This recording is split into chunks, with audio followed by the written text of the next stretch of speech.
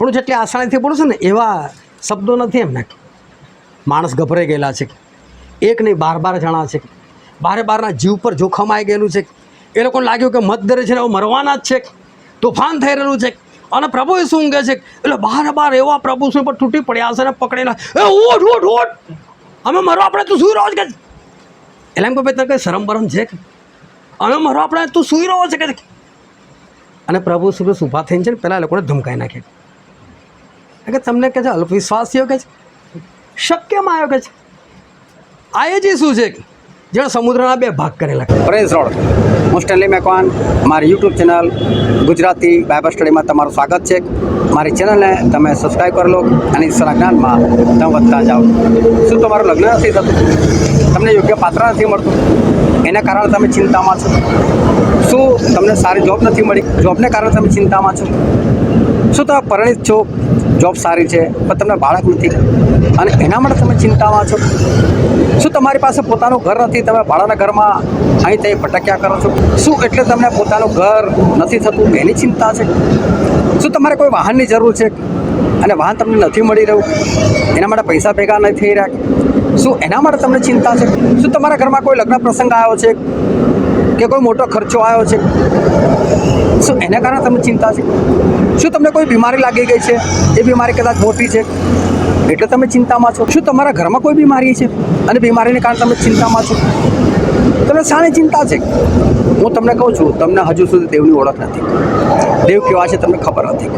દેવ કેવા છે અને તમારી ચિંતા શું છે એ જાણવા માટે આ વિડીયોને આખો જુઓ.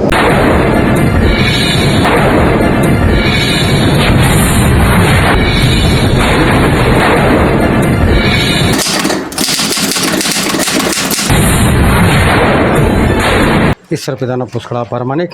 આપણે ઈશ્વર પિતાના વચન તરફ જઈએ અને બાઇબલની અંદરથી લુકની લખેલી સુવાર્તા ત્યાં 10મો અધ્યાય અને આપણે વાંચીશું 38મી કલમથી લઈને 42મી કલમ સુધી. તેઓ માર્ગે ચાલતા હતા, તે દરમિયાન તે એક ગામમાં બેઠો અને માર્થા નામે એક સ્ત્રીએ પોતાને ઘેર તેને પરણો રાખ્યો. મરિયમ નામે તેની એક બહેન હતી, તે ઈસુના ચરણ આગળ બેસીને તેની વાત સાંભળતી હતી. પણ માર્થા કામ ઘણું હોવાથી ગભરાઈ, તેથી તેણે તેની પાસે આવીને કહ્યું કે પ્રભુ, મારી બહેનને મને કામ કરવાને એકલી મૂકી છે, તેની શું તને ચિંતા નથી?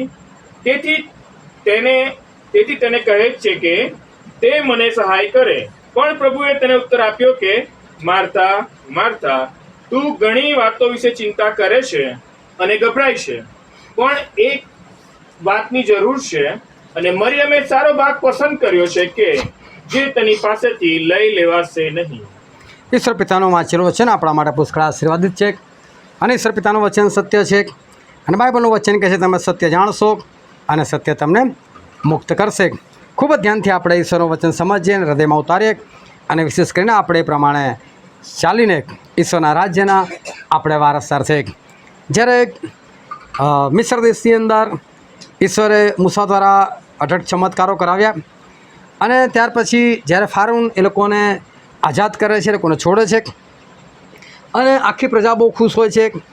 મૂસા પણ ખુશ હતા અને લોકો બધા સમુદ્ર તરફ જાય છે, કારણ કે ઈશ્વર મૂસાને એવી આજ્ઞા કરે છે, એવી દોરવણી આપે છે કે સમુદ્ર તરફ જાઓ. અને આ જે મિસ્ર દેશમાંથી જે રસ્તો સમુદ્ર તરફ જતો હતો એ સમુદ્ર તરફ રસ્તો પૂરો થઈ જતો હતો, એની આગળ કોઈ રસ્તો નથી. એટલે આ લોકો સમુદ્ર પાસે આવીને બધા લોકો રોકાઈ ગયા. મધરાતનો સમય છે, કારણ કે મધરાતે એ લોકો મિસ્ર દેશમાંથી નીકળેલા. અને જ્યારે ફારૂનને ખબર પડે છે કે આ લોકો સમુદ્ર તરફ ગયા છે અને બીજા મિસ્રીઓ પણ ફારૂનને કહે છે કે ચલો આપણે ફરી લોકોને ગુલામ બનાવીએ, કારણ કે એમના વગર આપણે રહી નથી શકવાના, આપણે 400 વર્ષથી કામ નથી કર્યું, ચલો લોકોને ગુલામ બનાવીએ. અને એટલે બધા લોકો ફરીને એકવાર એ ફારૂન એની સેના સાથે એ ઇઝરાયલ પર હુમલો કરવાના માટે જાય છે, એ લોકોને ગુલામ બનાવવાના માટે જાય છે. અને આ લોકો હજુ હમણાં છૂટીને નીકળેલા હતા, એટલે ખૂબ જ ખુશ હતા, આનંદિત હતા અને એ લોકો કદાચ જશ્ન મનાવતા હતા અને લોકો બધી વાતો કરતા હશે, સાક્ષીઓ આપતા હશે. અને અચાનક એ લોકો જોયું તો ફારૂનની સેના આવી રહી છે. હવે ફારૂનની સેના એ લોકોને દેખાય છે, એનો મતલબ કે એ લોકોની પાસે પહોંચતા બહુ તો 1 મિનિટ લાગે એવો સમય છે અને સમયગાળો ખૂબ ઓછો છે. અને આ લોકો બધા ગભરાઈ ગયા કે એક તો આપણે ત્યાંથી છૂટીને આવ્યા છે અને ત્યાં તો મૂસાએ જે ચમત્કારો કરેલા છે એના માટે મિસ્રીઓ હેરાન થયેલા છે અને હવે જો ફરી આપણને ગુલામ બનાવે તો આપણી ગુલામી કેવી ભારે હોય, કેમ કે આપણા દ્વારા લોકો હેરાન થયા છે અને હવે જો એ લોકો આપણને ફરી ગુલામ બનાવે તો આપણી હાલત ખૂબ જ બગડી જાય. એટલે બધા લોકો બહુ ગભરાઈ ગયા અને ગભરાઈને એ લોકો મૂસા પાસે આવે છે અને મૂસાને બોલવા લાગી જાય છે. મૂસા પર ક્રોધ કરે છે, અમને મરવા માટે લઈ આવ્યો કે છે, મિસ્રમાં કબરો નથી, અમે ત્યાં તો એના દટાઈ જાત, અહીં અમને તું લાવ્યો કેમ? અને એ સમયે મૂસા એ ખૂબ શાંત છે અને મૂસાને બધી બાબતને નથી પડી. જોવા જઈએ તો સમય ઓછો છે અને એટલા ઓછા સમયની અંદર ઈશ્વર કયો ચમત્કાર કરશે એ કંઈ જ ખબર નથી, ઈશ્વર શું કરશે એ પણ ખબર નથી. પરંતુ મૂસાના મોઢામાંથી એક જ શબ્દ નીકળે છે અને શબ્દ બહુ અદ્ભુત છે અને નિર્ગમના પુસ્તકમાં લખેલું છે કે 14મો અધ્યાય અને ત્યાં 14મી કલમ. યહોવા તમારી માટે યુદ્ધ કરશે ને તમારે શાંત રહેવું. કેટલા સરસ શબ્દો મૂસા વાપરે છે કે યહોવા તમારે સારું યુદ્ધ કરશે અને તમારે શાંત રહેવું. આવી પરિસ્થિતિ કે જ્યાં દુશ્મન એકદમ નજીક છે, એવી પરિસ્થિતિ કે એકાદ મિનિટનો સમય છે, એવી પરિસ્થિતિ કે કોઈ ઉદ્ધાર દેખાતો નથી, કોઈ તક દેખાતી નથી અને એવા સમયે એવું કહેવું કે ના હજુ પણ કશું નહીં થાય, એક જ મિનિટનું અંતર. કદાચ આપણી પાસે એક દિવસ છે ને આપણે કોઈને કહીએ કે કંઈને એક દિવસ આપણે પ્રાર્થના કરીએ, એ વસ્તુ અલગ છે, પરંતુ અહીંયા તો એક મિનિટ જેટલો સમય નથી અને મૂસા એવું કે તમારે શાંત રહેવાનું કહે છે અને ઈશ્વર તમારે સારું યુદ્ધ લડશે. થાય છે પણ એવું, ઈશ્વર એ સમુદ્રના 2 ભાગ કરવાનું કહે છે, 2 ભાગ થઈ જાય છે અને અગ્નિસ્તંભ જે હતો એ અગ્નિસ્તંભ એ ફારૂની સેના આગળ આવી જાય છે, ચારે બાજુ આગ ફેલાય છે એટલે લોકો આગળ વધી શકતા નથી અને આ બાજુ મૂસા દ્વારા ઈશ્વર સમુદ્રના 2 ભાગ કરાવી નાખે છે, બધા લોકો પહેલે પાર નીકળી જાય છે. પરંતુ આવું તો ઘણી વખત એ લોકોના જીવનની અંદર બનેલું હતું અને મૂસા એ ખૂબ જ નમ્ર અને મૂસા બહુ શાંત સ્વભાવના અને ઈશ્વરે પોતે મૂસા વિશે સાક્ષી આપી કે પૃથ્વીની પીઠ પર મૂસા જેવો નમ્ર એ બીજો કોઈ નથી. વિચાર કરો, આખી પૃથ્વીમાં જેટલા લોકો એ સમયે રહેતા હતા એ બધામાં સૌથી નમ્ર કોઈ હોય તો એ મૂસા હતા. મૂસા ખૂબ જ નમ્ર અને શાંત સ્વભાવના. આટલી મોટી પ્રજા જે 35 થી 40 લાખ લોકો હતા, એ લોકો આવે મૂસાની આગળ અને કદી પણ શાંતિ રાખીને ના આવે, એ લોકો અવાજ કરતાં કરતાં જ આવે, એ લોકો ગુસ્સો કરતાં કરતાં જ આવે, લડવાના મૂડમાં જ આવે, અમે તરસ્યા મરવા માટે લાવ્યા. એટલે ભાઈ આટલા ચમત્કારો થાય, કદી તો શાંતિથી વાત કરો. પરંતુ મૂસા આગળ લડીને જ આવે અને તરસ્યા મારવા માટે લાવ્યા અને મૂસા બહુ શાંતિથી ઉત્તર આપે, કોઈ વાંધો નહીં, હું જાઉં છું ઈશ્વર પાસે. અને મૂસાને વિશ્વાસ પણ કે ઈશ્વર ચોક્કસ કામ કરશે એટલે મૂસા બિલકુલ શાંત રહે. એમને એ નથી પડેલી કે સામે 35 થી 40 લાખ લોકો છે, આ કંઈ 1-2 ગ્લાસ થોડું આપવાનું છે, અહીં તો નદી વહેવડાવવી પડે એટલું પાણીની જરૂર છે. અને એવા સમયે મૂસા શાંત હોય, જ્યારે પાણીનું ટીપું ના દેખાતું હોય અને ત્યારે મૂસા એવું કહે કે કંઈ વાંધો નહીં, હું જાઉં છું ઈશ્વર પાસે, પણ તે તો આખી નદી વહેવડાવવી પડશે. એટલે નાની વસ્તુ નથી, 1-2 ઘડાની વાત નથી કે આપણે આસાનીથી કહી શકીએ 35 થી 40 લાખ લોકો લાઇનમાં પાણી પીવા રહે તો થોડું પીવાય. હા, સામઠું જોઈએ બધાને પાણી પીવા માટે. તો વિચાર કરો કે પાણીની માત્રા કેટલી બધી હોવી જોઈએ અને જ્યારે પાણી દેખાતું જ નથી ત્યારે એટલી બધી માત્રામાં પાણી ક્યાંથી લાવવાનું? આ તો આપણે જોવા નથી ગયા, આપણે એ સમયે હાજર નહોતા. પણ જ્યારે ઈશ્વર મૂસાને કહે છે મૂસા આ ખડકને લાકડી માર કે છે, અને જ્યારે મૂસાએ ખડકને લાકડી મારી છે ને ત્યાં કે ધીરે ધીરે કંઈ ટીપે ટીપે નહીં પડવું હોય, જબરજસ્ત ધોધડો આમ નીકળ્યો હશે અને એટલી સ્પીડમાં એ બધું વહેવા લાગ્યું હશે પાણી અને એ લોકોએ પાણી પીધું અને 35 થી 40 લાખ લોકો પીવે એટલે કેટલી મોટી માત્રામાં જોઈએ પાણી, કેટલોનો બહાવ જોઈએ, એ બહુ મહત્ત્વની બાબત હતી. પરંતુ મૂસા આ બધી બાબતમાં પૂરા વિશ્વાસ સાથે નમ્રતાથી જવાબ આપે, શાંતિથી જવાબ આપે. એમને એક જ બાબત, થઈ જશે, બસ થઈ જશે. પાણી મળ્યું, ભૂખ લાગી એ લોકોને, તો વિચાર નથી કરતા કે આપણા આટલા બધાને પાણી જોઈએ તો ઈશ્વર આખી નદી જ બનાવી નાખી. હું તે જગ્યા જોઈને આવ્યો અને ચારે બાજુ આખું રેગિસ્તાન છે, રેતાળ પ્રદેશ છે, પણ એક જ જગ્યાએ પથ્થર જેમાંથી પાણી નીકળે છે. આજે પણ એટલો ભાગ લીલોછમ, એ પાણી જેટલા ભાગમાં ગયું આજે પણ એટલો ભાગ લીલોછમ છે. વિચાર કરો, એ સમયનું પાણી હજુ પણ વહી રહ્યું છે, એ કેટલી બધી અદ્ભુત બાબત છે. તો એ સમયે ઈશ્વરે કેવી પરિસ્થિતિ ત્યાં સર્જી હશે. અને તોય આ લોકોને ભૂખ લાગી તો ખરેખર આ લોકો પાણીને યાદ કરવું જોતું હતું, કેવો ફુવારો આવેલો, તો ખાવાનું બી કંઈ થશે. એ મૂસા ખાલી તું પ્રાર્થના કર ને, એ ધીરેને કહેવાનું હતું, પણ તો બી આવીને લડવા જ આવે. એ મૂસા ભૂખે મરવા માટે લાવ્યો કે છે. મૂસા કે વાંધો નહીં કે છે, શાંત રહો કે છે, હું જાઉં છું ઈશ્વર પાસે. મૂસામાં શાંતિ. અને મૂસાને એટલું ખબર કે આવશે જ પાણી આવ્યું તો રોટલી પણ આવશે, ખાવાનું પણ મળી જશે. અને મૂસા ઈશ્વર પાસે જાય અને ઈશ્વરે વિનંતી કરે અને ઈશ્વર તરત ભોજન મોકલે અને આ લોકો બધા ભોજનથી એ લોકો તૃપ્ત થાય. પરંતુ મૂસાનું તમે આ 40 વર્ષનું જે જીવન જુઓ તો ખરેખર મૂસાના જીવનની અંદર જે નમ્રતા દેખાય છે, જે શાંત સ્વભાવ દેખાય છે, એ ખરેખર બહુ અદ્ભુત છે. કે વિકટ પરિસ્થિતિમાં તમે જો જ્યારે બધું શાંતિ ચાલતું હતું ને ત્યાં સુધી ઇઝરાયલ પુત્રો મૂસાને કંઈ હેરાન કરવા નતા આવતા. જ્યાં સુધી બધું સારી રીતે ચાલ્યા કરે ત્યાં કોઈ પ્રોબ્લેમ નથી. પણ જ્યારે કોઈ પ્રોબ્લેમ થતો હતો ને ત્યારે જ એ લોકો આવતા હતા. અને ત્યારે આવીને એ લોકો ગુસ્સાથી જ બોલે. અને એ પરિસ્થિતિ જ એવી ભયંકર હોય. હવે તમે વિચારો કે આપણે ખાલી 15-20 જણા હોય અને પાણી ના હોય તો આપણે સમજીએ કે હશે, ચાલ છોડો લઈ આવીશું બજારમાંથી, 2-4 બોટલ લઈશું, થઈ જશે કામ. પરંતુ 35 થી 40 લાખ હોય લોકો અને ત્યારે પાણી ના હોય અને કોઈ જગ્યાએ દેખાતું ના હોય તો ત્યારે તમે વિચાર કરો કે પરિસ્થિતિ કેવી ભયંકર હોય. અને એવી પરિસ્થિતિમાં જ્યારે લોકો તમારો વિરોધ કરતા હોય ત્યારે એક સેવક તરીકે ઊભા રહીને એવું કહેવું, શાંત રહો, કશું નહીં થાય, ઈશ્વર આપશે. એ ખરેખર બહુ મોટી બાબત હતી. બાકી મૂસા કહી શકતા હતા ભાઈ છોડાય ને બહુ થઈ ગયું. મેં જોયું છે ઘણી વખત લગ્ન પ્રસંગ એટલે એક છોકરાવાળા હોય ને એક છોકરીવાળા હોય અને એક વચ્ચેવાળો હોય. વચ્ચેવાળો જ્યારે બેને મળાય આપે, સારું ચાલતું હોય ને ત્યારે વચ્ચેવાળો કોઈ યાદ ના કરે. અને જો બાય ચાન્સ લડાલડ થાય ને એટલે વચ્ચે કેવું આ બટકાડ્યું છે. અને એવા સમય પેલો શાંત રહીને કહી શકે તો વસ્તુ ઠીક છે, બાકી કે ભાઈ લગ્ન કરાવું ઘર બી ચલાવી આપે કે. એટલે આવી રીતે તમે વિચાર કરો, આ તો આપણે સામાન્ય લોકોની વાત કરે છે. પણ જ્યારે 35 થી 40 લાખ લોકો હોય ને એટલા બધાને પાણી જોઈતું હોય, ખાવાનું જોઈતું હોય અને ત્યારે શાંત રહીને જવાબ આપવો, એ ખરેખર કેટલી બધી મોટી બાબત હતી. અને મૂસા એમની ઉંમર થઈ જાય છે 120 વર્ષ અને મૂસા ઈશ્વર પાસે પહોંચી જાય છે. અને વાત આવે છે યહોશુઆના હાથમાં આ બધું આવે છે. પણ યહોશુઆએ બધી પરિસ્થિતિ જોયેલી. ઇઝરાયલ પુત્રો કેવી બૂમાબૂમ કરે છે જોયેલું. એમણે એ પણ જોયેલું કે મૂસા કેવા શાંત રહેતા હતા, એમણે જોયેલું. ઈશ્વરે મૂસાનો કેવો સાથ આપેલો એ પણ જોયેલું. અને જે યહોશુઆ પર જવાબદાર આવી એવા જ ઈશ્વર યહોશુઆ પાસે આવ્યા. હે યહોશુઆ, મૂસાએ જે તને આજ્ઞા આપી છે ને એ પાળવાનું યાદ રાખજે. બળવાન થતાં હિંમતવાન થાકે છે. જેમ મૂસા સાથે રહું તારી સાથે રહીશ. યહોશુઆ ખુશ, જોરદાર કહે.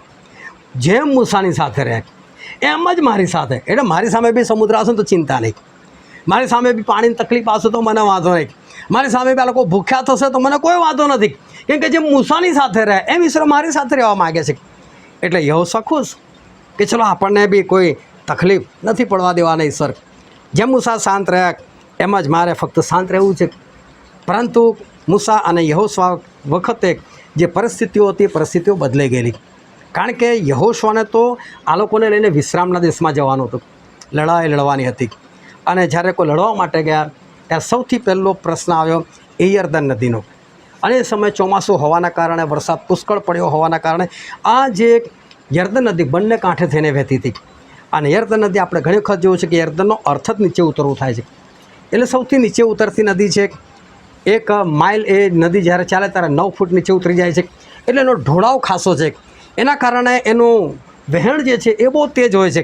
અને એવા વહેણમાં આને બી 35-40 લાખ લોકોને ક્રોસ કરવા એ અસંભવ બાબત હતી. કારણ કે બબ્બે કરીને ક્યારે લોકો ક્રોસ કરી રહે. એટલે શક્ય જ નથી કે આ લોકો બબ્બે કરીને તરીને નીકળે કે પછી હોડી દ્વારા નીકળે, એ શક્ય જ નથી. અને આ યર્દન પાસે આવીને યહોશુઆ તો ચૂપ જ થઈ ગયા. અને ચૂપચાપ થઈને એ તો બેસી ગયા એક બાજુ. એમણે કશું જ ના કર્યું. ઇઝરાયલ પુત્રો બી કશું નથી કરતા. પણ ઇઝરાયલ પુત્રો નથી કરતા એનું કારણ હતું કારણ કે જે બધા લોકોની ગણતરી થયેલી હતી, જે લોકો બધા મૂસાની વિરુદ્ધ આવેલા ને એ તો બધા રસ્તામાં મરી પરવારેલા. આ બીજી પેઢી હતી. એ લોકોને ખબર હતી ઈશ્વરની વિરુદ્ધ નહીં જવાનું. રોટલી બી આપશે, માનના બી આપશે ને પાણી બી આપશે આત્મિક ખડો, પણ ખવડાવીને પીવડાવીને મારી બી નાખશે. એટલે અમને વિરુદ્ધ નહીં જવું. એટલે અત્યારે એ લોકો બી શાંત છે, યહોશુઆ બી શાંત છે.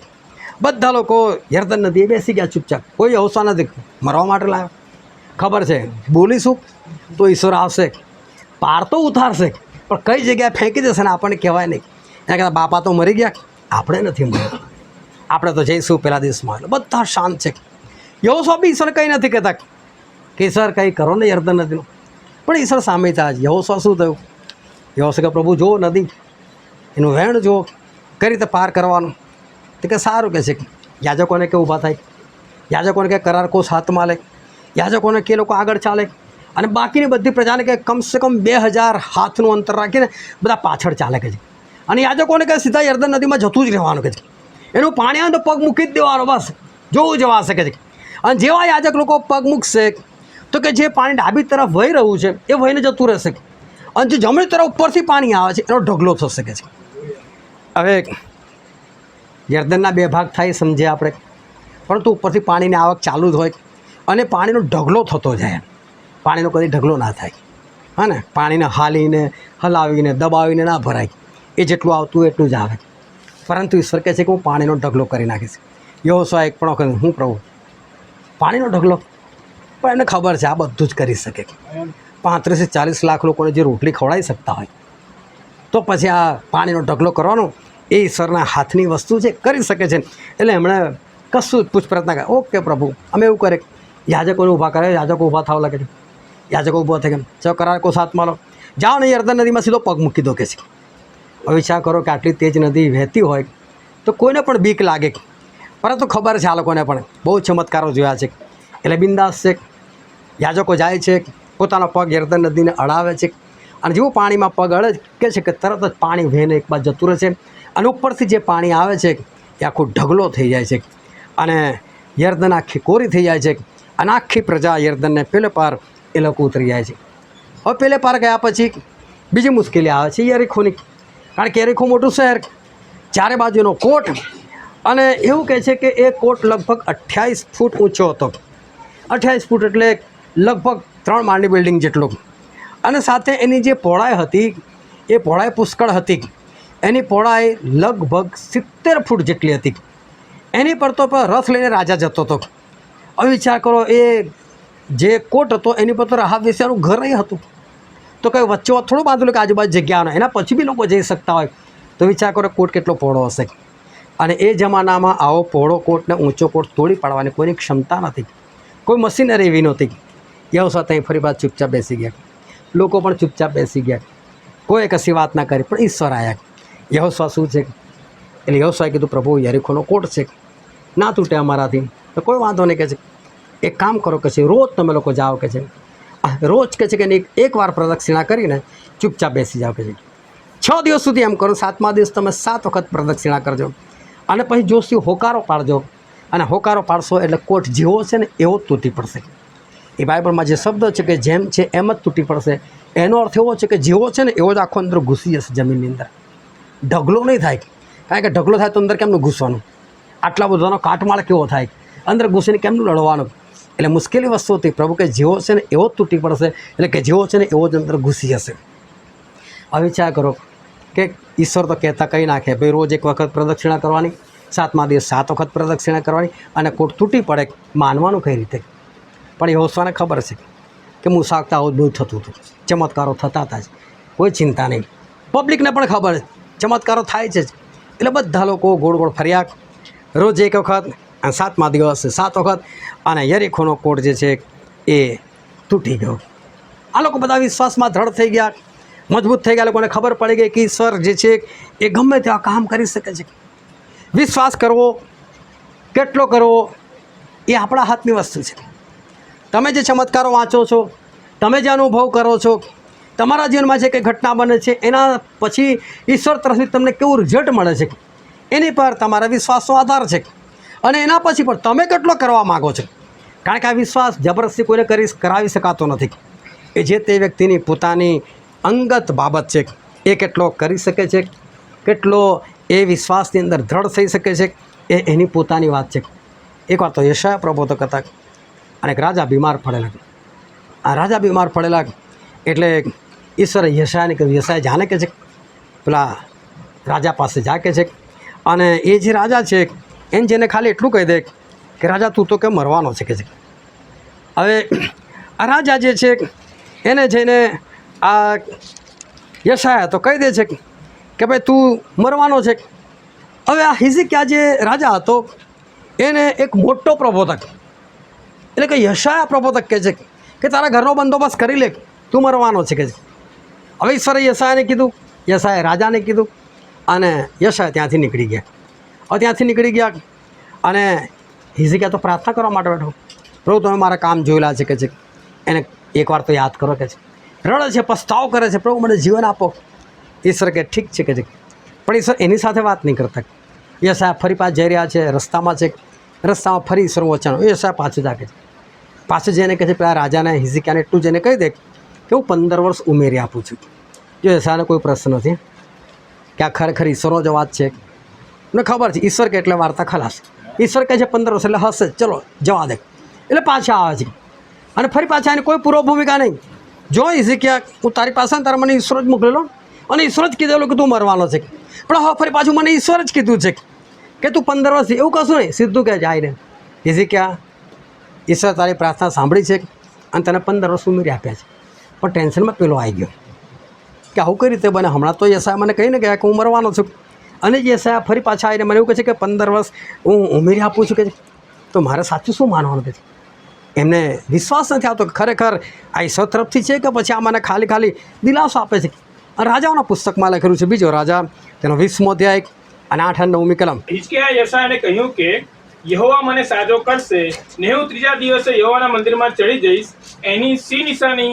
યશાયાએ કહ્યું કે યહોવાએ જે વચન કહ્યું છે તે પૂરું કરશે, એની આ નિશાની તારે સારું યહોવા તરફથી થશે. બોલ, છાંયડો 10 અંશ આગળ જાય કે 10 અંશ પાછો હટે? બોલ, આ સામે જ ગઈ બોલ કે છે તારા નિશાનમાં શું જોઈએ છે? ઓ પ્રભુ આને આવું કશું નથી કીધું, આ સામેથી કહે છે બોલ શું કરું? સુરતને 10 ડિગ્રી આગળ હટાવું કે 10 ડિગ્રી પાછળ હટાવું? સુરતની સ્પીડ તમને ખબર છે 225 કિલોમીટર 1 સેકન્ડમાં. ખાય તમે ટક એટલે 225 કિલોમીટર કપાઈ ગયા હોય. હવે આવા સુરતને એવું કહે પાછો જ હાલાક શોર્ટ કેટલી બ્રેક મારવી પડે અને ફરી પાછું 10 ડિગ્રી પાછું હટવાનું, 10 ડિગ્રી એ પાછું હટીને જવાનું અને એ બી સુરતને આવું કહેવાનું એ સુરત જતો રહે ભાઈ પાછું. આને નિશાની મેં આપેલી છે. આ લોકો કઈ રીતે ખાતરી રાખે છે? નીચે પેલો જે છાંયડો છે ને છાંયડાને જુઓ છે, છાંયડો હટે છે કે નહીં. પણ આપણે યશાયા પ્રબોધકની વાત કરીએ કે યશાયા કેટલા બિંદાસથી વાત કરે છે, એમને કશી પડેલી નથી કે આવું થાય કે ના થાય, ઈશ્વર આવું કરે ના કરે. એમને ખબર જ છે કે મારા ઈશ્વરની અંદર આ બધી તાકાત છે જ, મારા ઈશ્વર આ બધું કરી શકે. તું બોલી શીખ્યા, તું કહેતો હોય તો આગળ દોડાવું સુરતને અને તું કહેતો હોય તો પાછળ લઈ જાઉં. અને કહે છે ભાઈ આગળ તો જાય છે જ કે છે, એ કંઈ બહુ મોટી વસ્તુ નથી, પણ કે તમે પાછળ હટાવીને દેખાડો તો કહે છે કે મને વિશ્વાસ આવે. 225 કિલોમીટર 1 સેકન્ડની અંદર જે સૂરજ ભાગતો હોય એને પાછળ હટાવો એ કેટલી બધી મોટી વસ્તુ છે. બહુ ધ્યાનથી સમજો. આ બધી કલમો, આ બધા ચમત્કારો આપણે જૂના કરારની અંદર જોઈએ. આ બધા ચમત્કારો એ જૂના કરારની અંદર હતા અને ઘણી વખત ઘણા બધા લોકો આ જૂના કરારને નવા કરારને અલગ કરે છે. પવિત્રની કૃપા છે કે આપણે એને અલગ નથી કરતા. જૂના કરારના ઈશ્વર અને નવા કરારના ઈશ્વર એક જ છે. એ જે કામ કરતા હતા એ જ નવા કરારના ઈશ્વર એટલે કે પ્રભુ ઈસુ ખ્રિસ્ત પોતે હતા. જ્યારે સ્ટેફન આ પૃથ્વી પર હતા ત્યાં સ્ટેફન એ ઉપદેશ કરે છે અને ઉપદેશ કરે છે ઇબ્રાહીમથી શરૂ કરે છે, મૂસાને વચ્ચે લઈ નાખે છે, આ 40 વર્ષ જે કંઈ બનેલી એ બધી ઘટનાઓ વચ્ચે લઈ નાખે છે અને જ્યાં જ્યાં ઈશ્વરનું નામ આવે છે એ ત્યાર પછી એ જે જાહેર કરે છે એ બહુ અદ્ભુત બાબત છે. ને આપણે કલમ વાંચીએ પ્રેરિતોના કૃત્યો તેનો 7મો અધ્યાય અને તેની 37 અને 38મી કલમ. જે મૂસાએ ઇઝરાયલને કહ્યું હતું કે દેવ તમારા ભાઈઓમાંથી મારા જેવા એક પ્રબોધકને તમારા સારો ઊભો કરશે, તે એ જ છે. તે એ જ છે. એટલે પ્રભુ ઈસુની વાત કરતા હતા કે મૂસાએ જે વાત કરેલી ને ભવિષ્યવાણી કે એ પ્રભુ ઈસુની વાત કરેલી અને એ પ્રભુ ઈસુ જ છે. પછી જે મૂસા રાનમાંની મંડળીમાં હતો, જેની સાથે સિનાઈ પહાડ પર દેવદૂત બોલતો હતો અને જે આપણા પૂર્વજોની સાથે હતો તે એ જ છે. હા, જે આપણા પૂર્વજોની સાથે એ જ છે. એટલે એ જ શું છે કે છે જેણે મૂસાને બળતા ઝાડવા મળે દર્શન આપ્યું એ પણ એ જ હતા કે છે. આ જૂના કરારની અંદર આપણે યહોવા શબ્દ વાપરે છે અને એ જ યહોવા તો કે છે બીજું કોઈ નહોતું, એ તો કે પ્રભુ ઈસુ ખ્રિસ્ત જ હતા. એનો અર્થ કે આ બધા ચમત્કાર કરનાર કોણ હતું? પ્રભુ ઈસુ ખ્રિસ્ત. સમુદ્રના 2 ભાગ કોણે કર્યા? પ્રભુ ઈસુ ખ્રિસ્તે. જંગલમાં 40 વર્ષ સુધી માના કોણે વરસાવ્યું? પ્રભુ ઈસુ ખ્રિસ્તે. પાણી કોણ આપ્યું? પ્રભુ ઈસુ ખ્રિસ્તે. યર્દનના 2 ભાગ કોણ કરી નાખ્યા? પ્રભુ ઈસુ ખ્રિસ્તે. જે ઢગલો પાણી કરી નાખ્યો કોણ કર્યું? એ પ્રભુ ઈસુ ખ્રિસ્તે કર્યું. યરીખોનો કોટ કોણ તોડી પાડ્યો? એ પ્રભુ ઈસુ તોડી પાડ્યો. આ બધા ચમત્કારો કરનાર એ પ્રભુ ઈસુ ખ્રિસ્ત તક. અને આ પ્રભુ ઈસુ ખ્રિસ્ત હવે સાક્ષાત, ભલે મનુષ્ય દેહમાં, પણ આ પ્રભુ ઈસુ ખ્રિસ્ત સાક્ષાત હવે પૃથ્વી પર છે. અને પૃથ્વી પર છે, અને હજુ પણ એવું કહે છે કે ઉપર આકાશમાં નીચે પૃથ્વી પર સગળો અધિકાર મારી પાસે છે. અને એ પ્રભુ ઈસુ ખ્રિસ્ત શિષ્યોની સાથે છે, એક જ હોડીમાં બેઠેલા છે. ધ્યાનથી સમજો. કયા પ્રભુ ઈસુ ખ્રિસ્ત? જેણે સમુદ્રના 2 ભાગ કરેલા. કયા પ્રભુ ઈસુ ખ્રિસ્ત કે જેમણે બળતા ઝાડો મળે દર્શન આપેલું? કયા પ્રભુ ઈસુ ખ્રિસ્ત જેમણે 40 વર્ષ સુધી માનના વરસાવેલું? કયા પ્રભુ ઈસુ ખ્રિસ્ત જેણે પાણીનું લોહી કરી નાખેલું? એ આ શિષ્યોની સાથે જ છે. શિષ્યોની સાથે છે.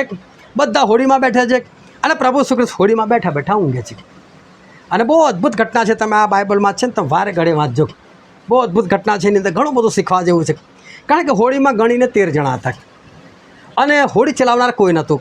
જ્યાં નાવિક બેસે ત્યાં પ્રભુ ઈસુ હતા, અને પ્રભુ ઈસુ બેઠા બેઠા ઊંઘતા હતા. એનો મતલબ પ્રભુ ઈસુ બી નથી ચલાવતા. તો પ્રભુ ઈસુ શું કર્યું હશે? જ્યારે હોડીમાં બેઠા હશે ત્યારે સમુદ્રને કહી દીધું હશે, એ આ હોડીને થઈને પેલે કિનારે પહોંચાડી દેજે. આ જગ્યા પર અમારે જવાનું છે, એટલે તું ત્યાં મને પહોંચાડી દેજે. મારે સૂઈ જવું છે. હા ને? આ ટેસ્લા કાર તો હમણાં આવી, હા ને, સેન્સર લગાવીને વગર ડ્રાઈવરે ચલાવે. અને આ તો બધું પ્રભુ પાસે વર્ષોથી હતું. હા ને? બિંદાસથી પ્રભુએ કહીને સૂઈ ગયા. શિષ્યો બધા એકબીજા સાથે વાતો કરતા હશે, સાક્ષીઓ કહેતા હશે, અને જે કંઈ હશે એ લોકો કરતા હશે. પણ અચાનક વાતાવરણ બદલાયું, અને વાતાવરણ બદલાયું, અને અચાનક લહેરો ઉઠવા લાગી, અને આ હોડીની અંદર એ પાણી ભરાવા લાગ્યું. અસ્વાભાવિક છે કે પ્રભુ ઈસુ ખ્રિસ્તની આંખ તો ખુલી જ જાય, કેમ કે પાણી ઉપર પડે એટલે કોઈ ગમે તો ઊંઘમાં હોય જાગી જાય. પ્રભુ ઈસુ ખ્રિસ્ત પણ જાગી ગયા. પણ જાગીને જોયું તો ખાસ તો 4 શિષ્યો, પિત્તર, યોહાન, યાકૂબ, આંદ્રિયામ, માછીમારો, એ લોકો તો સમુદ્રમાં રહેલા. એટલે લોકોને ખબર પાણી ભરાય ને એટલે ડબલા બબલા લઈ લેવાના, અને હોડીઓમાં હોય જ, એટલે કે લઈને પાણી બધું બહાર નાખી દેવાનું. પણ લહેરો એટલી બધી ઉઠતી હતી કે કિનારાથી હોડી ના દેખાય. એટલે આ લોકો એક ડોલ કાઢે ત્યાં સુધી તો આખી હોડી ફરી પાછી ભરાઈ જાય. પણ આ લોકો એટલા બધા હળબળાઈ ગયા, એટલા બધા ગભરાઈ ગયા કે અમે મરી જઈશું. પણ એ કોઈ ખાલી થોડું શાંત રહીને કોઈ જોયું હોત કે હોડી પાણીથી તો ભરેલી છે પણ ડૂબતી નથી. પ્રભુ ઈસુ બી ઊંઘે છે ને હોડી હજુ ચાલી જ રહી છે, કોઈ પ્રોબ્લેમવાળું કશું નથી. પરંતુ એ લોકો હળબળાઈ ગયા, અને એટલે પ્રભુ ઈસુ ખ્રિસ્તને એમણે ઉઠાડ્યા. અને પ્રભુ ઈસુ ખ્રિસ્તને ઉઠાડ્યા. ઉઠો ઉઠો કે અમે નાશ પામે છે, તું સુઈ રહ્યો છે કે? પણ જેટલી આસાનીથી બોલું છું ને એવા શબ્દો નથી એમને. માણસ ગભરાઈ ગયેલા છે. એક નહીં 12 જણા છે. 12ના જીવ પર જોખમ આવી ગયેલું છે. એ લોકોને લાગ્યું કે મતદરે છે ને મરવાના જ છે, તોફાન થઈ રહેલું છે, અને પ્રભુ ઈસુ ઊંઘે છે. એટલે 12 એવા પ્રભુ ઈસુ પર તૂટી પડ્યા હશે ને પકડેલા, એ ઉઠ, અમે મરો, આપણે તું સુઈ રહ્યો છે કે? એટલે એમ કે ભાઈ તને કંઈ શરમ બરમ છે કે? અમે મરો, આપણે તું સુઈ રહ્યો છે કે? અને પ્રભુ ઈસુ ઊભા થઈને છે ને પહેલાં લોકોને ધમકાઈ નાખ્યા કે તમને કે છે અલ્પવિશ્વાસીઓ કે છે, શક્યમાં આવ્યો કે છે. આ એ જ શું છે જેણે સમુદ્રના 2 ભાગ કરેલા. હવે વિચાર કરો, જેના 2 ભાગ થઈ ગયા કેવો બીતો હોય. આ તો ઉપરથી નીચે આવ્યા છે, મારી ઉપર જ છે, અને હું આમ તેમ થઈશ તો મારી હાલત બગાડી નાખશે. પરંતુ શિષ્યો જે છે એ શિષ્યો એ લોકો ગભરાઈ ગયા. અને માથીની સુવાર્તામાં લખેલું તેનો 8મો અધ્યાય અને તેની 25મી કલમ વાંચો તો. ત્યારે તેઓએ તેની પાસે આવીને તેને જગાડીને કહ્યું કે, ઓ પ્રભુ, અમને બચાવ, અમે નાશ પામીએ છીએ. હા, અમને બચાય કે છે, અમે તો નાશ પામીએ છીએ, અમારી રહ્યા છે ને તમે સૂઈ રહ્યા છો કે છે. કઈ રીતે ચાલે? જો આ શિષ્યોનો વિશ્વાસ ક્યાં જતો રહ્યો? પ્રભુ ઈસુ લોકોને કહેવું પડ્યું, અલ્પ વિશ્વાસીઓ, હું તમારી સાથે છું અને તમે બીવો છો કઈ રીતે કે છે? આ વસ્તુ ના બને. એક દિવસ પ્રભુ ઈસુ અને એમના શિષ્યો એ લોકો ઉજ્જડ જગ્યા પર ગયા. બધું લોકો જોઈ ગયા પ્રભુ ઈસુને જતા. એટલે પબ્લિક બધી પાછળ દોડી એટલે પ્રભુ ઈસુની આજુબાજુ ભીડ થઈ ગઈ. એટલે પ્રભુ ઈસુ તો બધાને ઉપદેશ કર્યો. ઉપદેશ કર્યા પછી પ્રભુ ઈસુ પોતાના શિષ્યોને કીધું, એક કામ કરો, આ લોકોને ખવડાવો કે છે. આ શિષ્યો પોતે બી ભૂખ્યા હતા, અને કીધું કે તમે આ લોકોને ખવડાવો.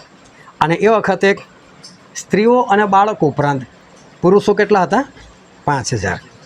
હવે આપણે 5000ની 5000 પત્નીઓ માની લઈએ તો 10000, અને લોકોના કદાચ 2-3 છોકરા માની લઈએ આપણે. અને આશરે આ લોકો 30, 40, 50 હજારની સંખ્યામાં આ લોકો હતા. આ સંખ્યા જોવા જઈએ તો આપણા માટે ભલે મોટી હોય, પણ ઈશ્વર માટે કંઈ આ સંખ્યા બહુ મોટી નથી. હવે ઈશ્વર પ્રભુ શું, એ તો શિષ્યોને ડાયરેક્ટ જ કીધું, આ લોકોને ખવડાવવાનું લાગે છે. એટલે શિષ્યનો જે જવાબ છે ને એ બહુ અદ્ભુત છે. અને યોહાનની લખેલી સુવાર્તામાં આપણે વાંચીએ તેનો 6ઠ્ઠો અધ્યાય અને 7, 8 અને 9મી કલમ. ફિલિપે તેને ઉત્તર આપ્યો કે 200 દિનારની રોટલી તેઓને સારું બસ નથી કે તેઓમાંના દરેકને થોડું થોડું મળે. તેના શિષ્યોમાંનો એક એટલે સિમોન પિત્તરનો ભાઈ આંદ્રિયા તેને કહે છે કે એક જુવાન અહીં છે તેની પાસે જવની 5 રોટલી અને 2 માછલી છે, પણ તે આટલા બધાને કેમ પહોંચે? હા, જો આ લોકો પ્રભુ શું સાથે વાત કરે છે, કોની સાથે વાત કરે છે? આ એ શું છે જેમણે 40 વર્ષ સુધી 35 થી 40 લાખ લોકોને ખાવાનું આપ્યું છે. આ એના 10% લોકોય નથી. અને એટલા બધા લોકોને પ્રભુ શું એક દિવસ નહીં, એક ટાઈમ નહીં, 40 વર્ષ જેને ખાવાનું આપેલું છે, એવા ઈસુ એ લોકોની સાથે છે. અને આ લોકો વાતો કરે એ ઈસુ 200 દિનારની રોટલી લાવીને તો એ ના થઈ રહી છે. એટલે કહેવાય માને કે 200 દિનાર લાવવાના કંઈથી, એટલા પૈસા આપણી પાસે છે નહીં, હોય તો બી ના બસ થઈ જાય. એટલે આજની તારીખમાં આપણે એવું કહી શકીએ કે ભાઈ 10 લાખ રૂપિયા તોય ના થઈ રહ્યા લોકોને, કઈથી લાવવાના 10 લાખ રૂપિયા? અને એટલાથી બી બસ ના થાય. સ્વાભાવિક છે, મોટી રકમ છે. 200 દિનાર બહુ મોટી રકમ છે જમાના પ્રમાણે. અને એવું કહે છે કે આટલી રોટલી પણ આ લોકોને બસ ના થઈ રહી. અને પેલો આંદ્રિયા તો 5 જવની રોટલી ને 2 માછલી લઈને આવે છે. એક જુવાન છે ને એની પાસે આપ્યું છે કે આટલા થોડું કશું થવાનું કે છે. એ લોકોને એ નથી ખબર, કશું જ નહોતું. તમારી પાસે તો 5 જવની રોટલી ને 2 માછલી પણ છે.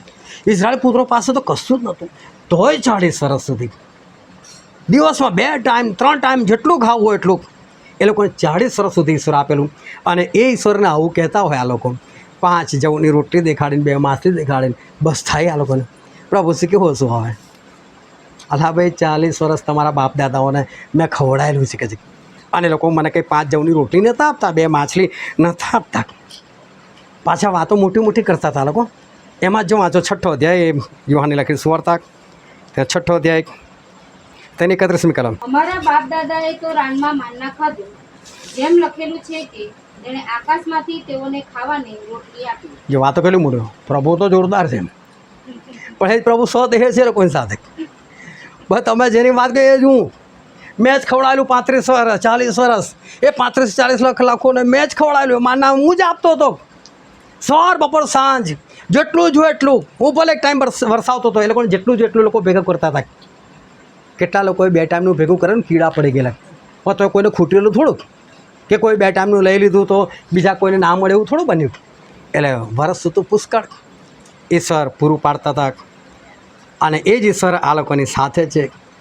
અને વાતો બી કરે છે, અમારા બાપ દાદાએ રાનમાં માન્ના ખાધું. અલા અમે હું એ જ ઈશ્વર.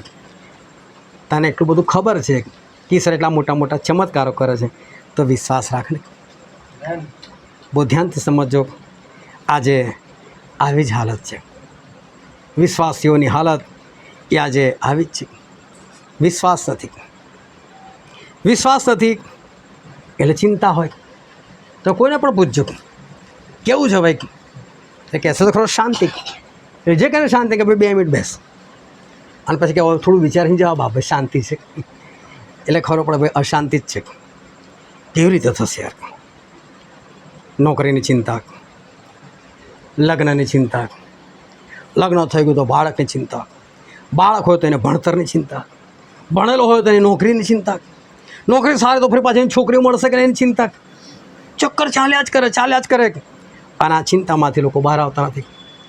ભવિષ્યની ચિંતામાં પોતે મોટા થયા હોય, હવે એમના બાળકો મોટા થયા એટલે કે અમારું તો પત્યું, હો તમારું શું?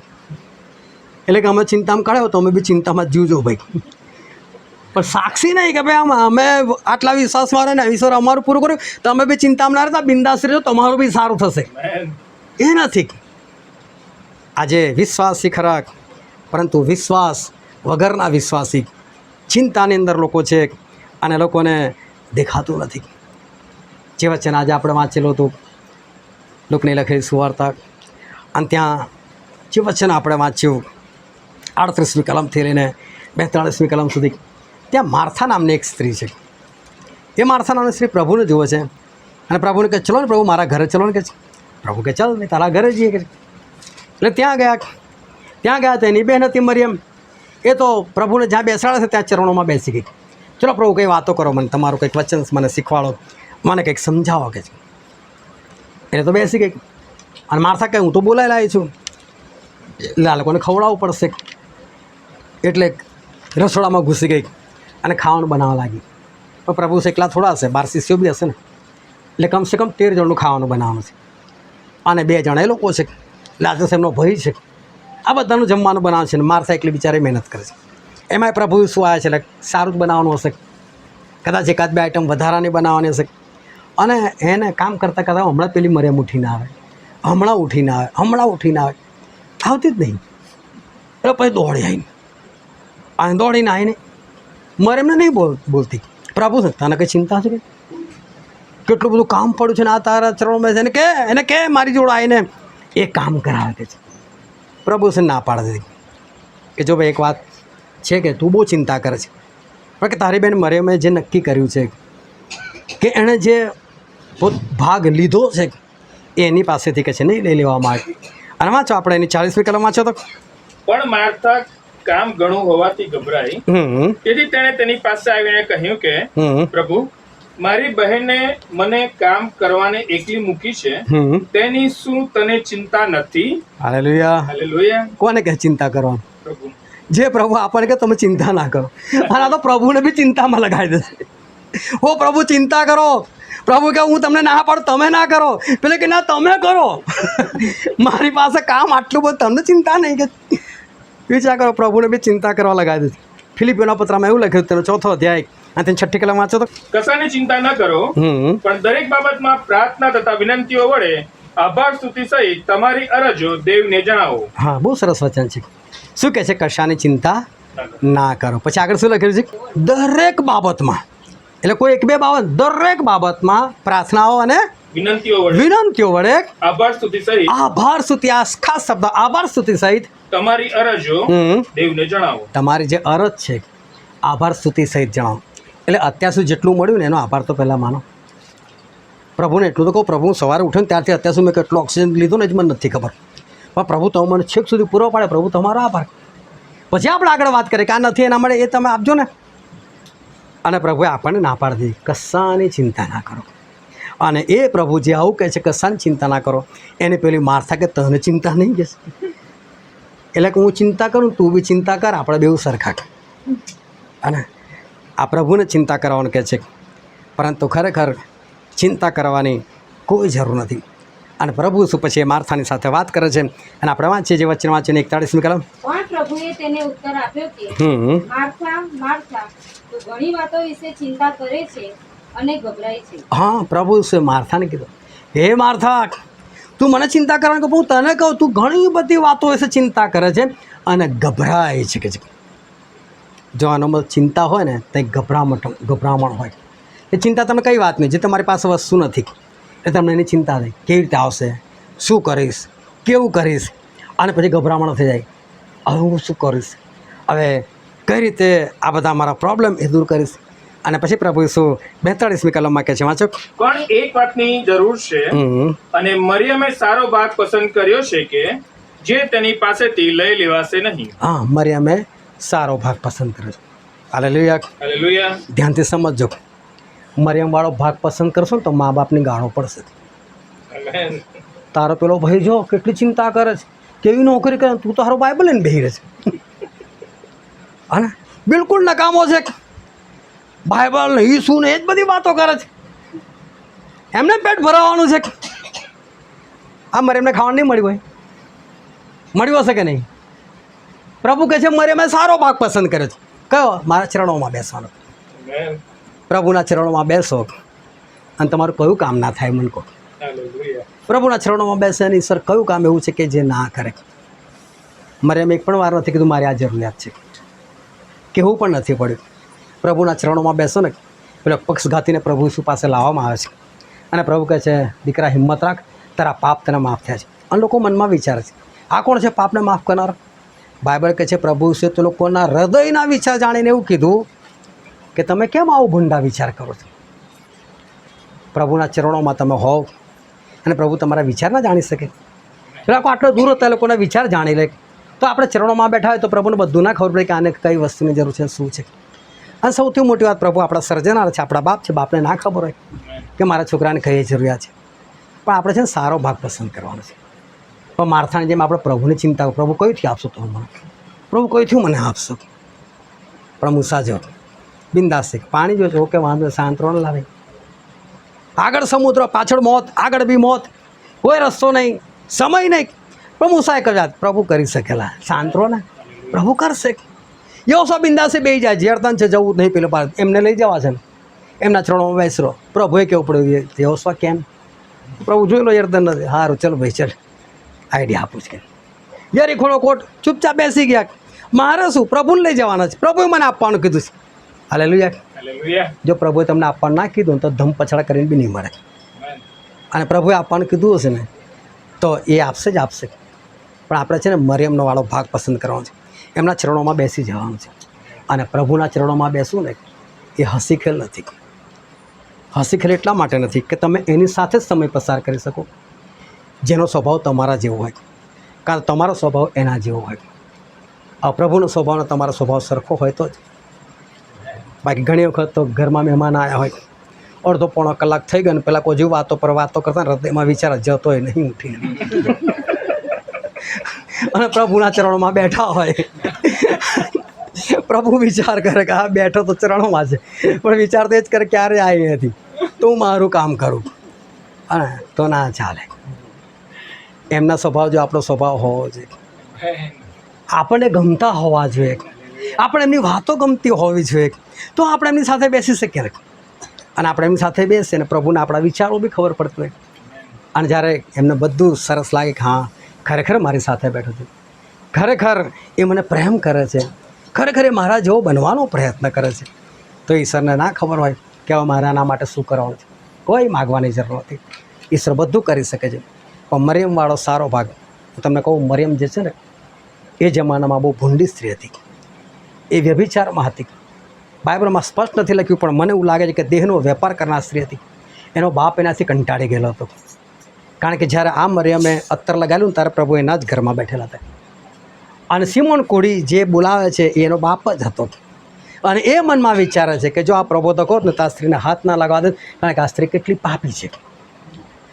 વિચાર કરો, કેટલી ભૂંડી સ્ત્રી હશે, પણ પ્રભુના ચરણોમાં બેસીને પ્રભુ જેવી થઈ ગઈ છે ને. એણે પોતાની જાતને સુધારી લીધી. એણે પ્રભુને એક જ, પ્રભુ મને તમારા જેવું બનાવવાનું, બસ હું જેવી હતી હવે, તો પ્રભુ મને તમારા જેવું બનું. તો પ્રભુને એવું નથી કે તમારું આગળનું જોશે, હા મારા જેવું બનું છું, બેસી જા ચાલ. અને પ્રભુએ જ કીધું કે માર્થા તું બહુ ચિંતા કરે છે ને તું ગભરાય છે, પણ તારી બેને જે ભાગ પસંદ કર્યો છે ને ના લઈ લો એની પાસે. મારા ચરણોમાં બેસવાનું એને એવું કે ભાઈ અહીંથી હટી જા, નીકળ, જા તું કામ કર, ના કે પ્રભુ. આપણે એમના ચરણોમાં બેસીશું તો આપણને એવું નહીં કે જા તું પેલું કામ કર, એ આપણને એમની જોડે રાખશે. અને એમની જોડે જે સુખ શાંતિ અને આનંદ છે એ બીજી કોઈ જગ્યાએ નથી. અને માટે મરિયમે સારો ભાગ પસંદ કર્યો, આપણે બી સારો ભાગ પસંદ કરીએ. પણ આના માટે વિશ્વાસ કરવો જરૂરી છે, જેવો મૂસાને વિશ્વાસ હતો. અને વિશ્વાસનો જ અર્થ છે કે ચિંતા નહીં, કારણ કે જ્યારે ચિંતા છે ત્યારે સમજી લેવાનું કે વિશ્વાસ નથી. આ જો તમે વિશ્વાસ કરો તો તમે કંઈ ચિંતા જ નથી થવાની. પણ જ્યારે આપણે મોઢેથી બોલતા હોય વિશ્વાસ પણ ચિંતા થતી હોય, એનો મતલબ એ ખરો વિશ્વાસ નથી. અને માટે આપણે ઈશ્વર પર ખરો વિશ્વાસ કરીએ, જેથી આપણે ચિંતાથી આપણે આઝાદ થઈ જઈએ. હાલેલુયા. હવે આપણે આપણી આંખોને બંધ કરીએ, આપણા મસ્તકો જીવતા તેની હજુરમાં નમાય, અને ઈશ્વરી વાણી જે હજુ પણ આપણી મધ્ય છે એને આપણે સાંભળીએ. વાલાઓ, સમય છે કે આપણે પોતાની જાતને આપણે તપાસીએ. આ સમય છે કે આપણે પોતાના આત્માની પરીક્ષા કરીએ, આપણે વિચાર કરીએ. જે પ્રભુ કહે છે કે અલ્પ વિશ્વાસીઓ તમે સંદેહ કેમ આણ્યો. ભલા વિશ્વાસનો બીજો અર્થ છે કે ચિંતા નહીં કરવી. જેને વિશ્વાસ એને ચિંતા નથી થતી. જો તમે વિશ્વાસ ખરો કરો છો તો તમને કોઈ પણ પ્રકારની ચિંતા નહીં થાય. માર્થાના ઘરમાં જ પ્રભુ ઈસુ છે, પણ છતાં એને ચિંતા છે. માર્થાના ઘરમાં જ પ્રભુ ઈસુ છે, પણ એની બીજી બેન બિલકુલ ચિંતા મુક્ત છે. ભલે તમારા ઘરમાં કદાચ પ્રભુ ઈસુ પણ બની શકે, છતાં તમે ચિંતા કરતા હો. પ્રભુ ઈસુની હાજરી તમારી ચિંતા દૂર નથી કરી શકતી, પણ તમારો વિશ્વાસ તમારી ચિંતા દૂર કરી શકે છે. અને માટે આપણે ખરો વિશ્વાસ કરીએ. જે 35 થી 40 લાખ લોકોને 40 વર્ષ સુધી ખાવાનું આપી શકે, શું આપણને ના આપે? 35 થી 40 લાખ લોકોને જે પીવાનું પાણી આપી શકે, શું આપણને નહીં આપે? 35 થી 40 લાખ લોકોને 40 વર્ષ સુધી જે કપડાં આપે છે, બૂટ ચંપલ આપે છે, એ કપડાં અને બૂટ ચંપલ જૂના થવા દેતા નથી. શીશરા આપણને નહીં આપે. શાના માટે આપણે ચિંતા કરીએ? પરંતુ બસ આપણે મરિયમે જે ભાગ પસંદ કર્યો એ ભાગ આપણે પસંદ કરીએ. આપણે પ્રભુના ચરણોમાં બેસીએ. આપણે દોડા ના કરીએ, કૂદાકૂદ ના કરીએ, મહેનત ના કરીએ, ફાલતુ વ્યર્થ મહેનત ના કરીએ કે જે ચિંતા ભરીને આપણે મહેનત કરીએ છીએ એનાથી આપણને કોઈ ફાયદો નથી. હું તો આપણે ચિંતામુક્ત થઈને ઈશ્વરના ચરણોમાં જઈએ અને ઈશ્વર જે કે છે આપણે કરીએ અને આપણે ચિંતામુક્ત રહે. અને ચિંતામુક્ત રહેવાનો અર્થ બીજો છે કે આપણે વિશ્વાસમાં દ્રઢ અને મજબૂત થઈ. જો તમે વિશ્વાસ કરશો તો તમારી ચિંતા બધી એ હંમેશાના માટે ગાયબ થઈ જશે. પરંતુ આપણે ચિંતાથી મુક્ત થઈ જઈએ. આ વચન સમજવા માટે, ગ્રહણ કરવાના માટે, એ પ્રમાણે ચાલવાના માટે પ્રભુ ઈસુ ખ્રિસ્તની કૃપા આપણા દરેક પર થાવ.